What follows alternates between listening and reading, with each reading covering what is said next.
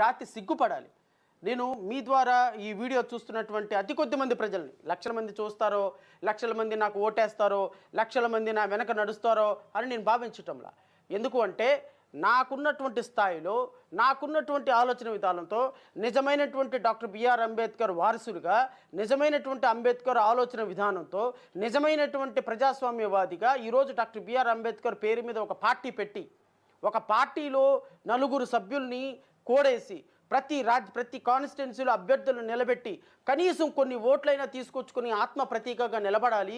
ఏ రాజకీయ పార్టీ దగ్గరికి వెళ్ళి దేహి అని అడగకూడదు, జగన్మోహన్ రెడ్డి దగ్గరికి వెళ్ళి దేహి అని అడగకూడదు, చంద్రబాబు నాయుడు దగ్గరికి వెళ్ళి దేహి అని అడగకూడదు, లేదా కాంగ్రెస్ పార్టీ దగ్గరికి వెళ్ళి దేహి అని అడగకూడదు, భారతీయ జనతా పార్టీకి వెళ్ళి దేహి అని అడగకూడదు.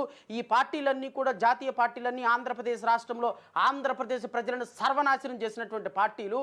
కాంగ్రెస్ పార్టీ ఈరోజు రాష్ట్రాన్ని విభజించి ఈరోజు దుర్మార్గకరంగా దళిత బిడ్డల, బహుజన బిడ్డల పరిస్థితిని దుర్మార్గకరంగా చేసి, కాంగ్రెస్ పార్టీ చేసినటువంటి అమానవీయమైనటువంటి 2014లో విభజన చట్టం ద్వారా చేసినటువంటి అమానవీయ చట్టాలని 2019 వరకు 2024 వరకు కొనసాగించినటువంటి భారతీయ జనతా పార్టీ ఈ రాష్ట్ర ప్రజలను నాశనం చేస్తుంది.